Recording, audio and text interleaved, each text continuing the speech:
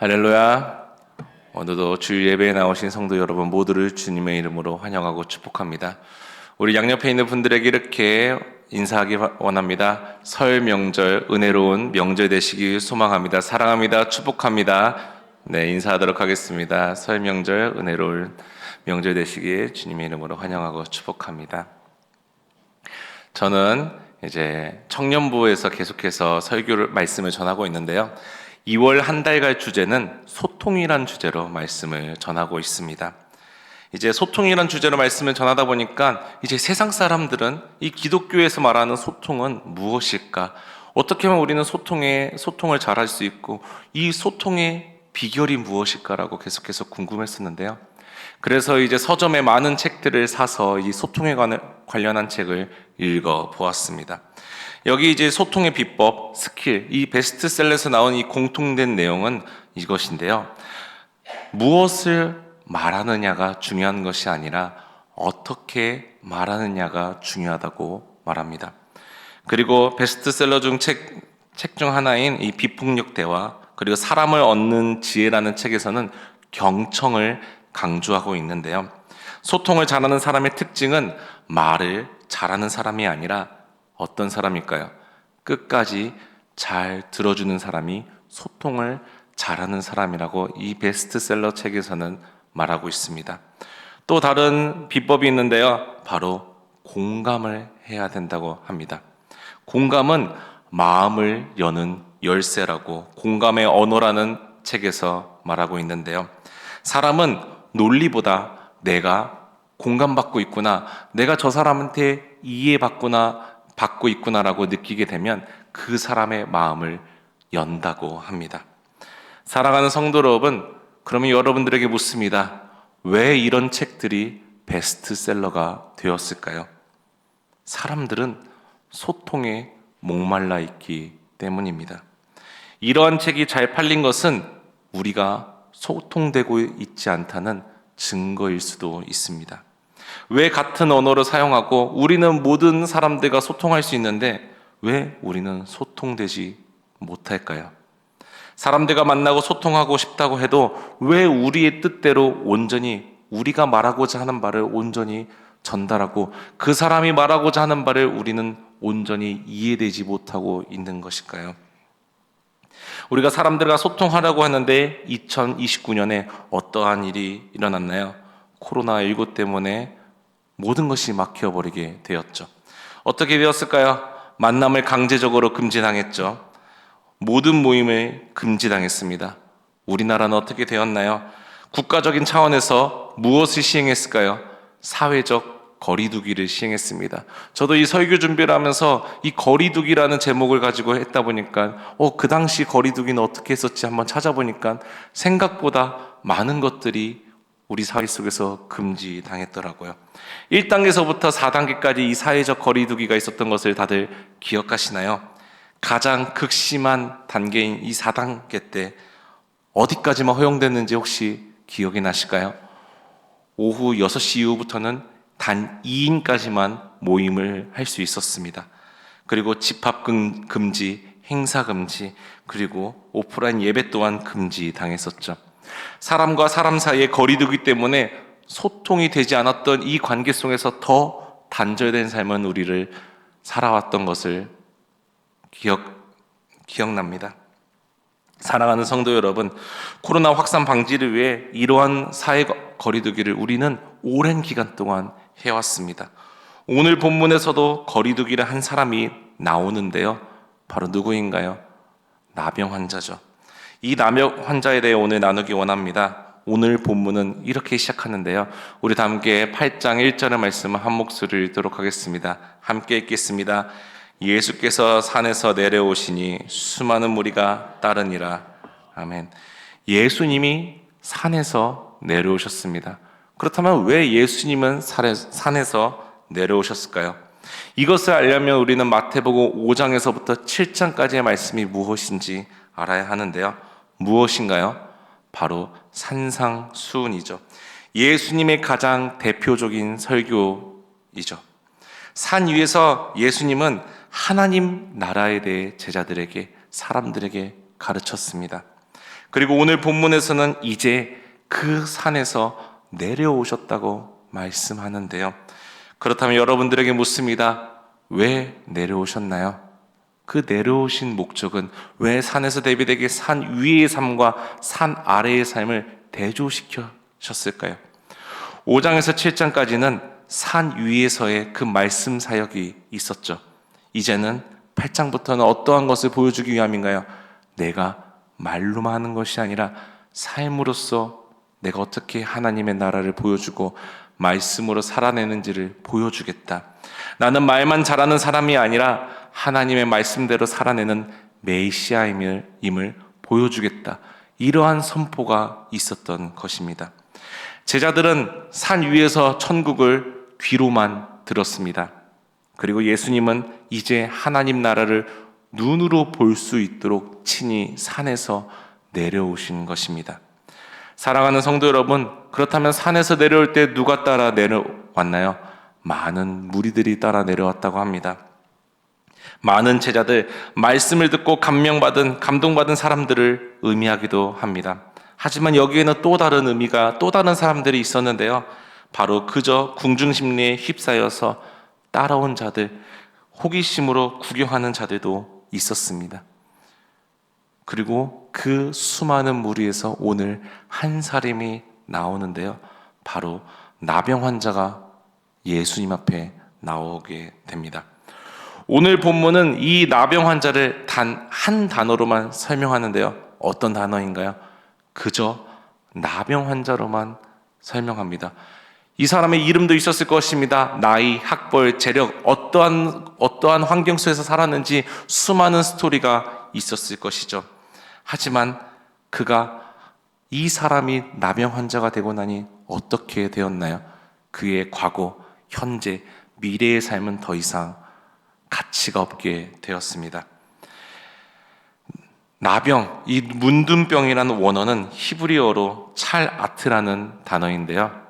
이 원어의 뜻은 이러합니다. 상하게 하다, 저주받은 자라는 의미를 가지고 있습니다. 그 당시 나병 환자는 어떠한 취급을 받았나요? 이 레위기에서 레위기법, 정규법에 따르면 이러합니다. 레위기서 13장 45절에서부터 46절의 말씀을 한 목소리 읽도록 하겠습니다. 함께 읽겠습니다. 나병 환자는 옷을 찢고 머리를 풀며 윗입술을 가리고 외치기를 부정하다. 늘 부정할 것이야. 그가 부정한즉 혼자 살되 진영 밖에서 살지니라. 아멘. 이것은 무슨 의미인가요? 옷을 찢고 나는 부정한 존재입니다. 나와 거리두기 하세요. 나와 절대 가까이 하지 마시고 나를 피하세요. 나는 저주받은 사람입니다. 그렇게 평생을 살아가야 되는 존재라는 것을 이 본문 말씀을 통해서 우리에게 알려주고 있습니다. 레위기 13장 기준에서는 나병 환자는 공동체 밖에서만 살아야 했고요. 가족과 함께 살 수도 없고 사람들과의 접촉 또한 금지당했던 자입니다. 사랑하는 성도 여러분, 수많은 무리가 예수님을 따랐습니다. 하지만 오직 한 사람, 그 나병 환자만이 예수님께 나왔는데요. 스스로 나는 부정하다, 나와 거리두기 해야 한다고 소리쳐야 하는 그 저주받은 존재, 그러한 사람이 그러한 상황 속에서, 그러한 환경 속에서 어떻게 살아갔나요? 어떻게 행동했나요? 우리 함께 8장 2절의 말씀을 한 목소리 읽도록 하겠습니다. 함께 읽겠습니다.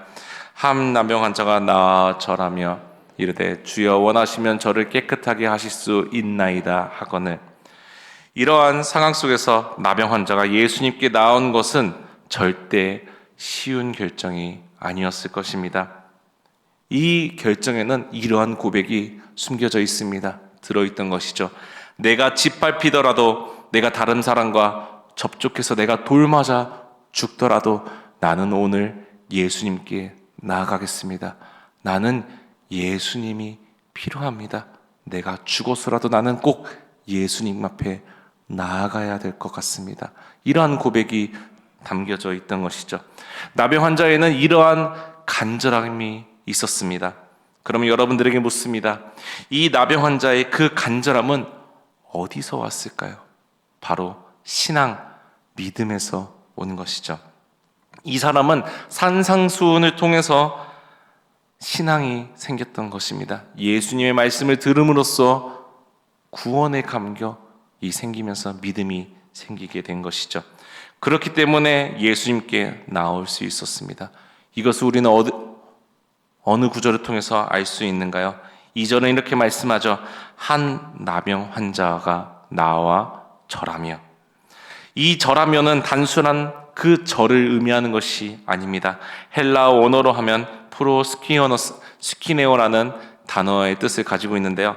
뜻은 이러합니다. 경배하다, 예배하다라는 의미를 가지고 있는 단어입니다. 사랑하는 성도 여러분, 이 나병 환자는 예수님께 예배드리러, 경배드리러 나온 것입니다. 그렇다면 여러분들에게 묻습니다. 예배는, 오늘 우리가 이 시간 드리고 있는 예배는 어떠한 사람들만이 드릴 수 있는 것인가요? 예배의 부름 때 우리는 어떠한 고백을 하는가요? 하나님은 영이시니 예배하는 자가 영과 진리로 예배할지니라. 여기서 말하는 영은 헬라어로 푸뉴마를 상징하는데요. 의미는 성령님을 의미합니다. 성령이 있는 자만 하나님께 예배, 경배할 수 있다. 다시 말해 예배는 신앙이 있는, 믿음이 있는 그리스도만이 할 수 있는 특권인 것입니다. 그리고 그 푸뉴마가 성령님이 나병 환자에게 임한 것이죠. 산에서 예수님의 가르침을 받아 신앙이 생겨서 성령님이 임재하심을 경험하면서 예배드릴 수 있게 된 것입니다. 나병 환자가 예수님에게 나와 예배드린 것이죠. 어떻게 예배드렸나요? 나와 꿇어 엎드려. 우리는 오늘 본문을 통해 나병 환자가 예수님과 어떻게 소통했는지를 알 수 있는데요. 두 가지 방식으로 소통한 것을 알 수 있습니다. 첫 번째는 바로 꿇어 엎드린 것입니다. 사랑하는 성도 여러분, 우리는 어떠한 때 꿇어 엎드릴 수 있는 것인가요? 모든 것을 버리고 항복할 때 내가 졌습니다. 내가 죄인입니다. 나는 할 수 있는 게 아무것도 없습니다. 사랑하는 성도 여러분, 오늘 본문에서 나병은 질병을 의미하는 것이 아닌데요. 그렇다면 무엇을 의미하나요? 나병의 특징은 여러 가지가 있죠. 피부에 흰 반점이나 상처, 피부가 썩는 것이 특징일 수도 있습니다. 하지만 여기서 가장 중요한 것이 있는데요. 바로 감각이 둔해지는 것이죠. 고통이 없는 것입니다. 이것을 통해 무엇을 의미하나요? 이 나병은 우리의 영적인 상태를 의미하는 것인데요. 우리가 죄인이었을 때 죄를 지으면 어떻게 되나요? 어떤 것을 느끼나요? 죄가 죄인 줄 모릅니다. 죄가 우리에게 고통이 되지 않는 것이죠. 죄에 대해서 우리는 나병의 특징처럼 무감각해지는 것입니다. 오늘 본문에서 의미하는 이 나병은 영적으로 죄인임을 상징하는 것입니다. 그렇기 때문에 나병 증상이 나타나면 오늘 본문에서 누구에게 가서 보이라고 말씀하나요? 의사인가요? 아니죠. 제사장입니다. 왜 그렇다면 제사장인가요? 제사장은 나병 환자를 확진하면 어떻게 하나요? 너는 이제 나병 환자로 확진받았으니 계속 거리 두고 치료받을 때까지 가만히 있어라라고 말씀하나요? 아니죠. 풀어줍니다. 놓아버리는 것이죠. 왜 그런가요? 유대인의 그 율법으로, 정결법으로 하면 너는 나병을 걸렸기 때문에 뭐다? 죄인이다. 너는 저주받는 자라 확진받았기 때문입니다. 만약 치료의 목적이었으면 격리시키고 거리두기 하면서 치료했겠지만 나병의 목적은 죄의 저주를 받은 죄인이라는 것을 알려주기 위함입니다. 죄인임을 확증시켜주는 역할인 뿐인 것이죠. 율법의 기능도 마찬가지이죠. 제가 금요서 읽을 때 어떠한 것을 얘기했나요? 율법은 지키라고 준 것인가요? 아니죠. 지키지 못할 것을 아셨기 때문에 하나님은 시내산에서 우리에게 십계명 율법들을 주신 것이죠. 그렇다면 왜 우리에게 그 지키지도 못할 율법들을 주신 건가요? 너희들이 이것을 한번 철저히 지켜봐라. 그러면 무엇을 알게 되느냐? 내가 이것을 단 하나라도 지킬 수 없는 죄인입니다라는 그러한 고백을 하게 되는 것입니다. 율법의 기능은 내가 죄인임을 진단하는 역할을 가지고 있습니다. 그렇기 때문에 우리는 이 고백을 통해서 어떤 것이 나와야 되나요? 주님, 저는 죄인입니다. 그렇기 때문에 저는 예수 그리스도가 필요합니다. 나병 환자는 이제 본인이 죄인임을 알게 되었습니다. 신앙이 생겨서 자신이 지은 죄가 고통임을 깨닫게 된 것이죠. 그리고 그가 어떻게 되었나요? 예수님께 나와 예배드리며 꿇어 엎드렸습니다. 그렇게 이렇게 말합니다. 우리 다 함께 다시 한번 8장 2절의 말씀을 한 목소리로 읽겠습니다. 한 나병 환자가 나와 절하며 이르되 주여 원하시면 있나이다 하거늘 주여 원하시면 저를 깨끗하게 하실 수 있나이다. 여기서 예수님과의 두 번째 소통의 방식이 원리가 비법이 나오는데요. 무엇인가요? 주여 원하시거든. 사랑하는 성도 여러분, 우리는 왜 같은 언어로 써도 소통되지 않을까요? 왜 예수님과 우리는 소통의 길이 열렸는데 소통되지 못할까요? 내가 원하는 것만 말하지 않았기 때문이지 않을까요? 나의 입장에서만 나의 언어로, 나의 말로 상대방을 설득시키려고 했지는 않았나요? 예수님하고도 마찬가지지 않았나요? 기도를 통해 주님, 저는 이거를 원합니다. 주님, 저에게 이걸 주셔야 돼요. 이거 안 주시면 저 주님 안 믿을 겁니다. 이러한 기도를, 이러한 협박을 예수님께 하고 계셨지는 않으셨나요? 여러분들에게 묻습니다. 과연 이게 올바른 소통의 방식일까요? 나병 환자의 그 다음 말이 더 중요한데요. 주여 원하시거든. 그 다음 단어가 무엇인가요? 나를 깨끗하게 하실 수 있나이다. 여기서 깨끗하게라는 의미는 원어로 치료를 의미하는 단어가 아닙니다. 그렇다면 무엇을 의미하나요? 깨끗하게 하다, 보혈로 깨끗하게 하다, 죄사함을 받는다, 거룩함을 받는다라는 의미를 가지고 있습니다. 사랑하는 성도 여러분, 그러면 나병 환자는 2절을 통해 예수님에게 어떠한 말을 한 것인가요? 주님, 저는 죄인입니다. 주의 말씀을 통해 저는 믿음이 생겼습니다. 그리고 주님 앞에 꿇어 엎드립니다. 예배를 드립니다. 주님께서 원하신다면 주님께서 마음이 있으시거든 나를 불쌍히 여기신다면 죄로부터 나를 해결해 주세요. 나를 깨끗하게 하실 수 있습니다. 여러분들에게 묻습니다. 이것이 바로 그리스도인의 올바른 소통 방식이 아닐까요? 예수님과 소통하는 올바른 방법이지 않을까요? 우리에게 성령이 임하면 이러한 신앙 고백이 나와야 되지 않을까요? 이러한 신앙을 가진 자가 주님께 기쁨이 될 줄 믿습니다. 우리가 하는 것이 아닙니다. 우리의 노력으로 이루어지는 것이 아닙니다. 그저 우리에게 믿음이 생기면 말씀을 들음으로써 믿음이 생기고 성령님이 내 안에 임재하시면 내가 죄인임을 알게 되면 주님과 이렇게 소통될 줄 믿습니다.